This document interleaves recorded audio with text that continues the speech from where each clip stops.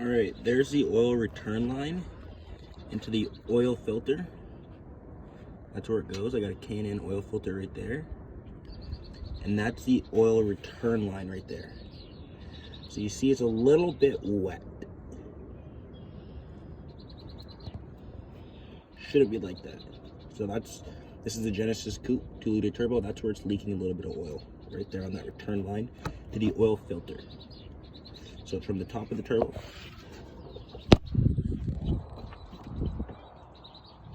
Right there.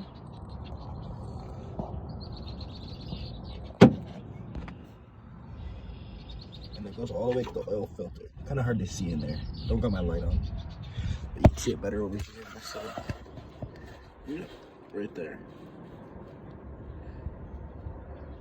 Right in like the middle piece. Looks like there's a little cracks. A little leak, nothing too big.